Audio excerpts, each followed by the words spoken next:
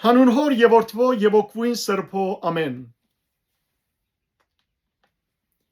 Մնացորդներու երկրորդ գիրք 10-րդ գլուխ Հյուսիսային դոհմերը Գաբստամփին։ Ռոփովամ Սուքեմ կնած, քանի ամբողջ Իսրայելը զինք թակավոր հրճագելու համար Սուքեմ կացեր էր։ Նապադյան Հերոփովամ Եգիպտոսեր, ուր Սողոմոն թակավորի ներկայութենեն փախած էր։ Երբ այս լուրը լսեց, Եգիպտոսեն վերադարձավ։ Մարդ ղրգելով զինք կանչեցին ու Հերոփովամ եւ ամբողջ Իսրայելը եկան Ռոփովամի հետ խոսեցան ու ասին. «Քու հայրդ մեր լուծը ծանրացուց, հիմա հորը դաժանելի ծառայությունը եւ մեր վրա թրած ծանը լուծը թեթևցուր ու քեզի ծառայենք»։ Ինք ալանոնց սավ. «Երեք օր յետք ինձի վերադարձեք»։ Ժողովուրդը քնած։ Ռոփովամ թագավորը խորհուրդ հարցուց այն երեցներուն, որոնք իր հոր Սողոմոնի թելաթրիչներն էին, երբ անողջ էր, եւ ասավ. «Դուք ինձի ինչ խորհուրդ կուտաք, որ այս ժողովրդին պատասխանեմ»։ Անոր ասին. «Եթե այս ժողովրդին հետ քաղցությամբ վարվիս, անոնց հաջելի ըլլաս եւ անոնց նպաստավոր խոսքեր ասես, անոնք ընդմիշտ քու ծառաներդ կլան»։ Բայց այն երեցներուն իրեն դրված խրադը անդեսեց ու իր թելաթրիչ եւ իրեն հետ մեծած երդասարտներուն խորհուրդ հարցուց։ Անոնց ասավ. «Դուք ինչ խորհուրդ կուտաք, որ այս ժողովրդին պատասխանենք, քանի որ անոնք ինձի խոսեցան ասելով. «Քու հորդ մեր վրա թրած լուծը թեթևցուր»։ Անոր հետ մեծած երդասարտները իրեն պատասխանեցին. «Սաբես խոսե այս ժողովրդին, որ քեզի ասավ. «Քու հայրդ մեր լուծը ծանրացուց, բայց դու մեր վրայեն թեթևցուր»։ Անոնց սա ասե.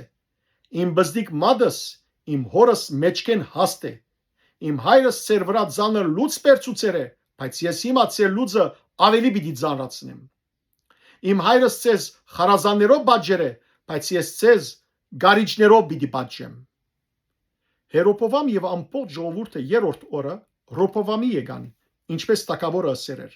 «Երրորդ օրը ինձի վերադարձեք»։ Թագավորը անոնց խստությամբ պատասխանեց։ Ռոփովամ թագավորը երեցներուն խրադը անդեսելով անոնց հետ խոսեցավ երդասարտներուն խորհրդին համաձայն ասելով.